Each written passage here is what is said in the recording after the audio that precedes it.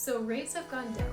The Fed finally lowered them again, and that's really good news for everybody.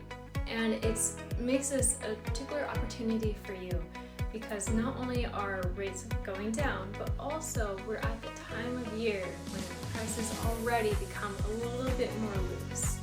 And things, as a buyer at least, you get more opportunities. So with the rates going down, we've already discussed, it's kind of moving us more towards a normalized market. We are still a little bit in a buyer's market. It's a lot more towards normal than it was. And it's way more towards the buyer's end than it will be next year. By the time we get to next year, assuming things stay where they are, which they never do, but we're not expecting them to go back up. But assuming things stay about where they are, next year, we're expecting to get to more seller's market. So anyways, with this year, with rates going down, we're in that time of year where things already get a little bit more soft because of the holidays. No one wants to move during the holidays. And we even though that is the case, with rates going down, we have moved a little bit more towards a normal market, and that's still fine because we are still in a buyer's market. So if you're wanting to buy, really, this is a great opportunity for you because inventory is higher than it's been in several years. So you have more options than you usually do.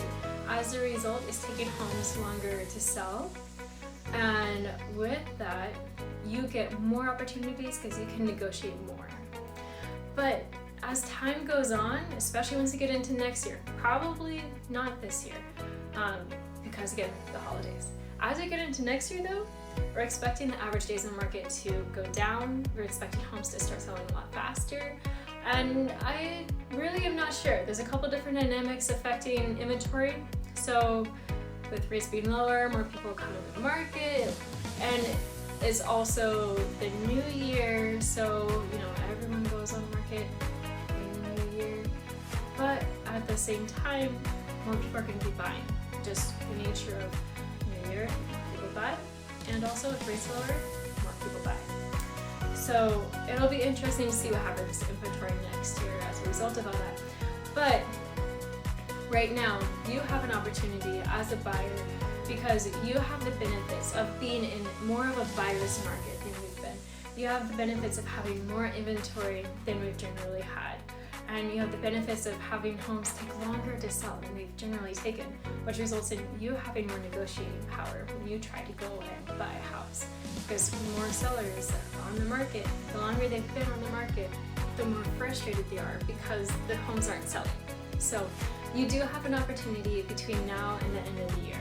You're going to have so many more benefits than you've had, and that for at least the foreseeable future, they're going to have. So if it is an okay time for you in your personal situation to buy, now is definitely the time to start looking and see if you can find something that really works for you. Now, if you're trying to sell, I would say you should absolutely wait till next year because we're in more of a buyer's market now. No one wants to sell in a buyer's market. No one wants to buy in a seller's market. So if you're wanting to sell, even though it's a good time to buy, it's not going to work out so well for you because it's taking a while for homes to sell. We're entering the holiday season, and rates have gone down, which is great. That makes demand go up, and it has, at least for what it would otherwise be at this point of year. But if you wait till next year, you're going to have rates being lower, presumably. No one knows. Presumably. They're going to be lower next year, so you're going to have lower rates. It's going to result in more demand. And you're not going to have to be dealing with the holidays. That's going to be pushing down demand. So if you're wanting to sell, definitely wait till next year. If you want to buy, try right now. You'll thank yourself if you try to buy right now. If you're wanting to both buy and sell, that's a little bit of a different situation. Now, whenever you have to buy and sell, you're going to be at the joys and the woes of both sides of whatever market you buy. That said, I would say it would probably make more sense to wait till next year, just because the process of selling your house, unless you really strategize it rightly and you're willing to work with the things that you need to do in order to make it go smoothly and well, is going to make more sense to do next year, just because your house will sell faster than it will now, just by the nature of the way the market's working. You're going to have a better experience, and yeah, you won't have as many benefits of the buyer's market that you have right now, but you'll be fine. Like, honestly, you will be fine.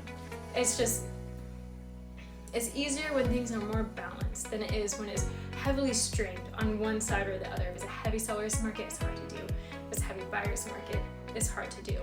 But if it's a more natural, like normal market where they're both equally, like have equal amounts of like power in negotiations, it's gonna go a lot better for you. It's gonna be easier, more pleasant experience for you if you're trying to buy and sell simultaneously. So if you want to so you can figure out what works best for you and talk through it with somebody, feel free to reach out to me. My information's in the comments below, and I'd love to help you out on your journey.